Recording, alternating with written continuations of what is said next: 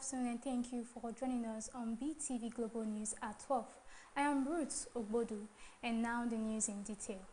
The United States government remains partially shut down for the 34th consecutive day, the longest federal closure since 2019, as political leaders in Washington struggle to reach an agreement on a new spending plan. U.S. President Donald Trump says it's down to Democrats to reopen the U.S. government as the shutdown enters its 34th day. At 4THNOVEMBER remains Africa's youngest head of state.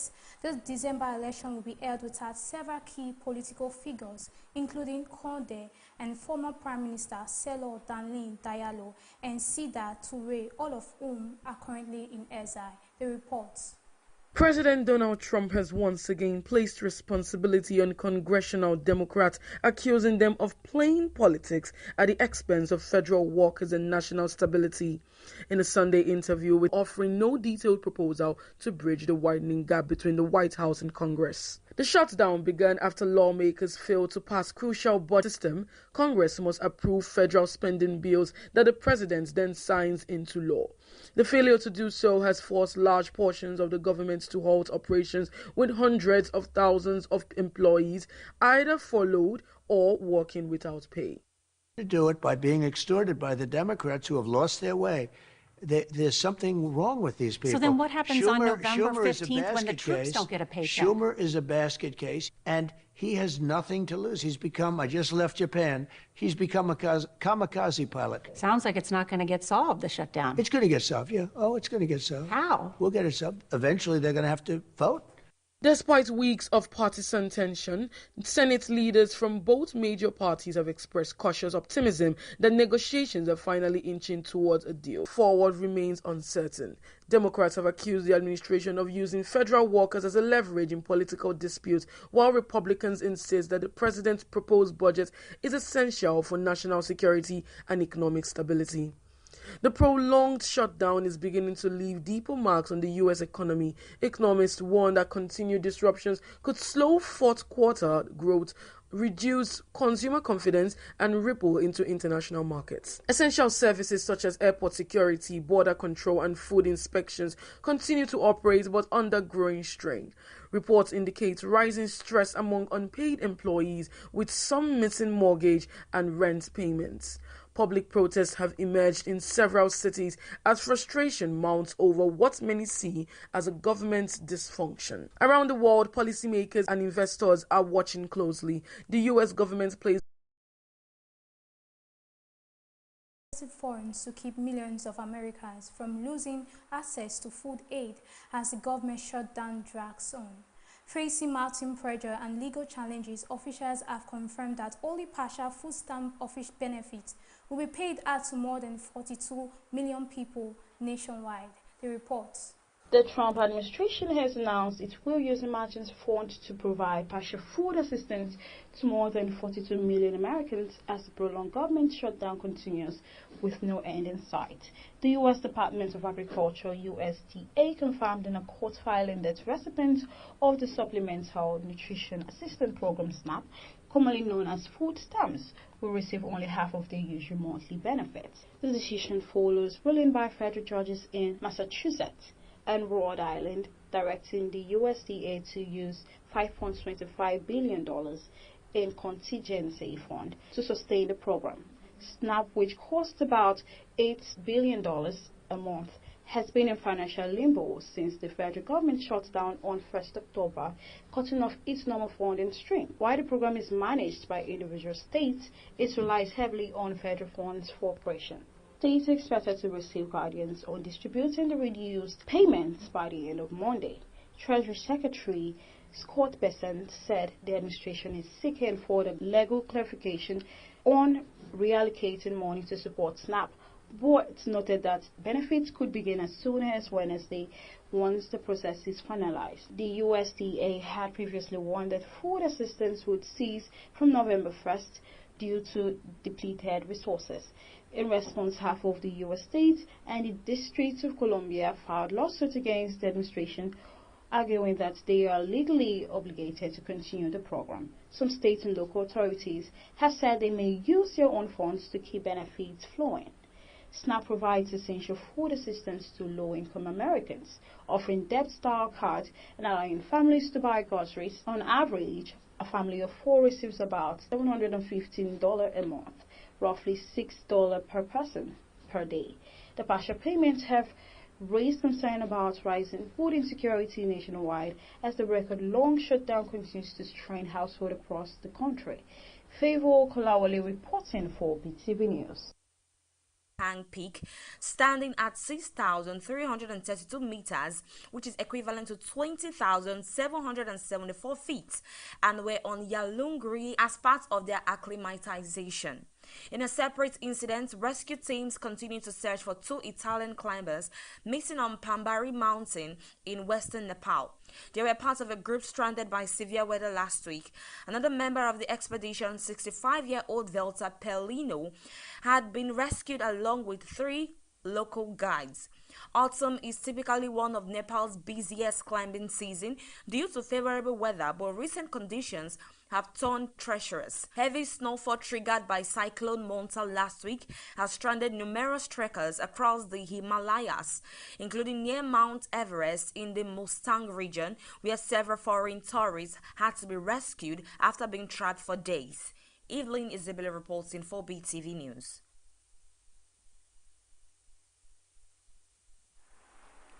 Guinea's military ruler Kononoe Mamadi Doumbouya has officially entered the country's upcoming presidential race, ending months of speculation and breaking his earlier commitment to hand power over to a civilian government.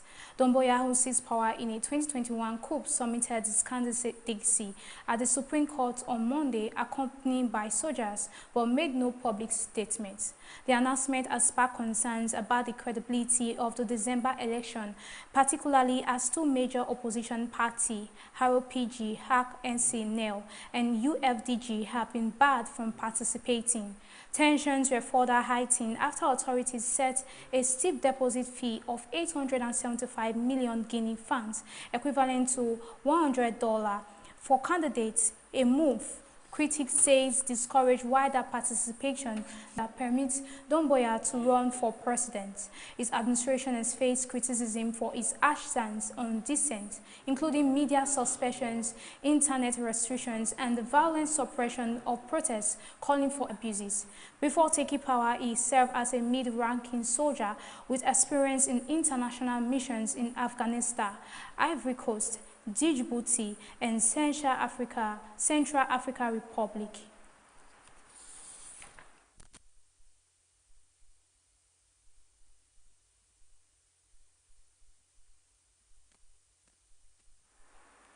Governor Gavin Newsom, joined by first partner Jennifer Sibel Newsom and Democratic leaders, has launched a statewide campaign in support of Proposition 50, a redistricting measure on California's November 4 ballots. The proposal seeks to allow necessary to counter Republican-led efforts in At a rally in Los Angeles, Newsom framed the initiative as a defense of democracy, not partisanship. Proposition 50 would temporarily suspend the state's independent redistricting commission established to ensure non-partisan map drawing, and instead allow the Democratic-controlled legislature to withdraw the state's U.S. House boundaries before the 2026 elections. Supporters argue that without the measure, California risks losing influence in Washington as other states manipulate district lines for political gain. First partner Jennifer Sibel Newsom echoed the governor's sentiments, urging Californians to see the measure as a means to protect fair representation. However, critics including Republican officials and former Governor Arnold Schwarzenegger have denounced Proposition 50 as a partisan power grab. They argued it undermines California's reputation for fair, independent. Republicans holding a narrow majority in the U.S. House, California's redistricting could play a significant role in determining control of Congress in 2026. Voters will decide the fate of Proposition 50 on November 4, 2025. If approved, the legislature would be empowered to draw new congregational map that would remain in effect through the 2030 election cycle. Zainab Mohammed reporting for BeeTv News.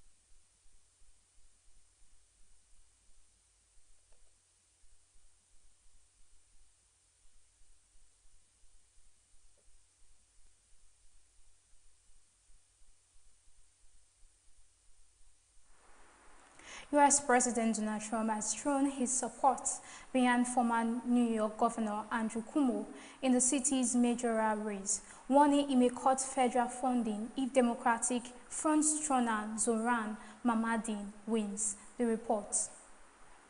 U.S. President Donald Trump has endorsed former New York Governor Andrew Cuomo in the city's mayoral race, warning he may restrict federal funding if Democratic nominee Zohran Mamdani wins.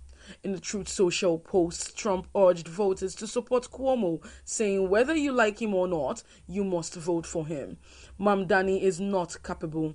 Cuomo, running as an independent after losing the Democratic primary to Mamdani, downplayed the endorsement, saying Trump was merely opposing Mamdani.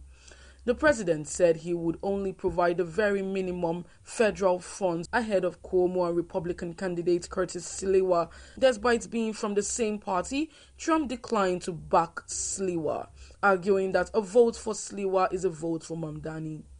New York City receives about $7.4 billion in federal funding annually, which Trump has previously threatened to cut to Democratic-led areas. Mamdani said Trump's stance shows he views Cuomo as the best mayor for him, not for New Yorkers.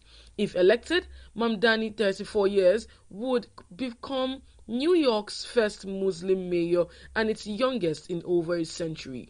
Cuomo, meanwhile, has pitched himself as the only candidate experienced enough to handle Trump, citing his record during the COVID-19 pandemic. Harmony Agbafo, reporting for BeeTv News.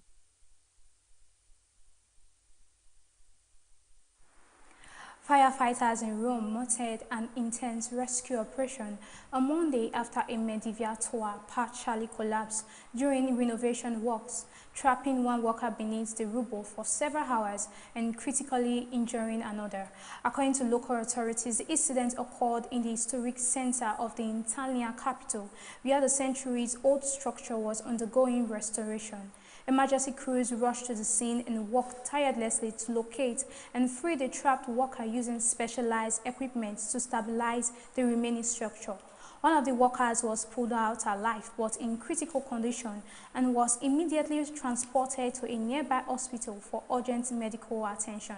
The other worker remained trapped for hours as rescue teams carefully removed debris to avoid further collapse. Officials have since cordoned off the surrounding area to ensure public safety while investigations begin to determine the cause of the collapse. Early reports suggest that the structural failure may have been linked to the ongoing renovation activities, though authorities have not ruled out any contributing factors. Rome's mayor and heritage officials expressed concern over the incident, emphasizing the importance of preserving the city's historical buildings while ensuring the safety of restoration workers. The medieval tower, a landmark reflecting Rome's architectural heritage, has now become the focus of a joint inquiry by structural engineers and cultural preservation experts. Further updates are expected as the rescue and investigation efforts continue.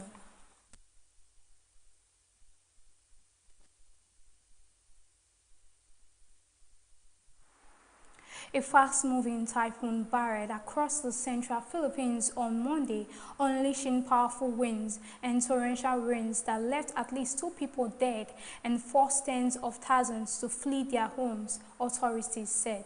The storm, which made landfall overnight after sweeping in from the Pacific Ocean, brought severe flooding to several provinces, submerging communities and cutting off power and communication lines. In Cebu, one of the hardest hit areas, residents were trapped on rooftops as flash floods swept through residential neighborhoods. Disaster officials reported widespread blackout and damaged infrastructure across multiple regions in the Visayas. Emergency response teams were deployed to carry out rescue operations, distribute relief goods, and evacuate families stranded by rising waters.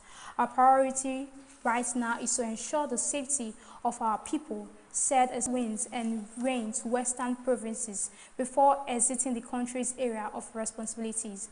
Officials urged residents in low-lying and mountainous areas to vigilant, warning the swollen rivers and saturated soil could trigger further flooding and landslide. The Philippines, one of the most disaster-prone countries in the world, experiences an average of 20 tropical cyclones each year.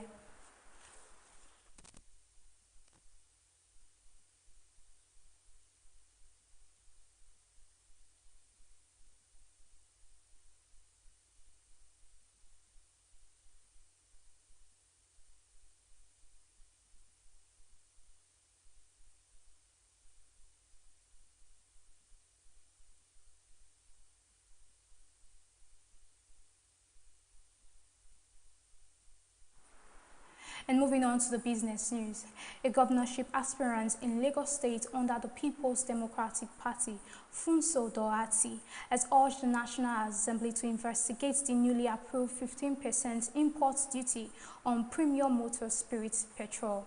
Doherty said the policy would worsen economic hardship for Nigerians and questioned the rationale and process behind its approval. Let's join BeeTv News Temitope Oluwafemi for more details from the business world.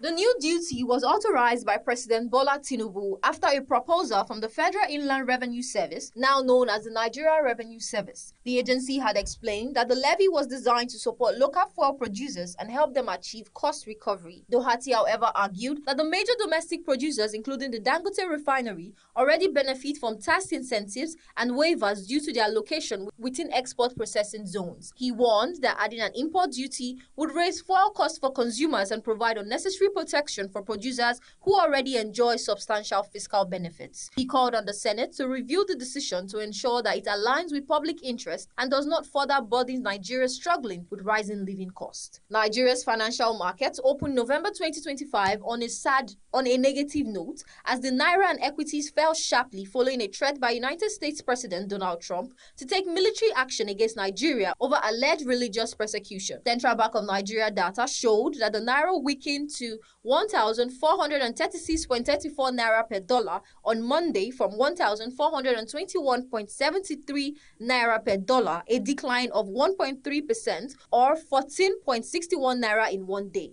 At the parallel market, the currency dropped further to 1,455 naira per dollar amid increased investor anxiety and dollar demand pressure. The market reaction followed Trump's comments over the weekend in which he accused Nigeria of religious persecution and directed the U.S. Department of War to prepare for possible action. Nigeria may be facing another round of cooking gas scarcity as liquefied petroleum gas retailers report dwindling supplies across the country. The warning comes just weeks after consumers began recovering from a previous shortage that led to a sharp rise in prices. Retailers said the Dangote Petroleum Refinery has become the sole major supplier of LPG to the domestic market, raising fears that any operational disruption could trigger another nationwide supply crisis. Current prices of cooking gas range between 1,200 naira and 1,500 naira per kilogram, depending on location, up from about 900 naira per kilogram before the recent industrial disputes between the refinery and the Petroleum and Natural Gas Senior Staff Association of Nigeria disrupted the production. Temitope Oluwafemi reporting for BeeTv News.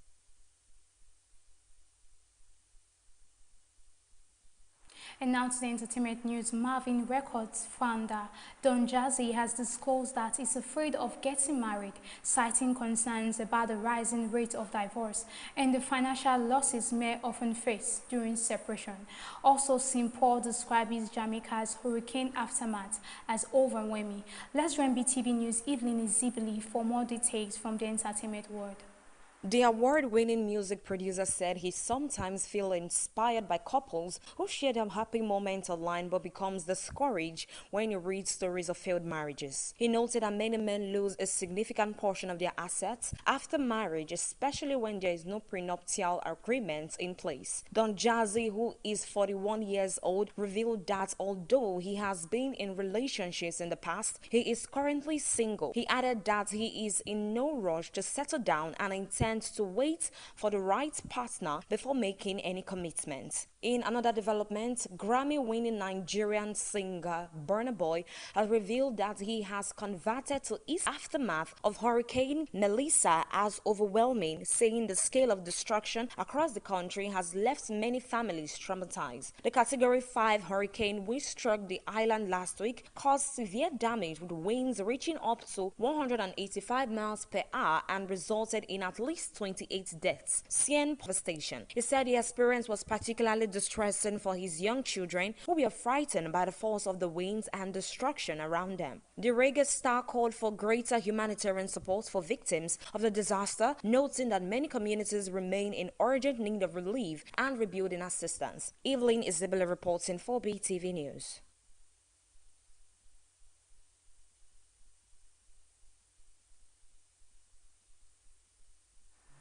And now to sports. After the most successful season in its history, Paris Saint-Germain capped off a remarkable year with a historic showing in the 2025 FIFA PRO Men's World 11. For the first time ever, 5 PSG players were named to the Men's World 11, a milestone achievement for the French club.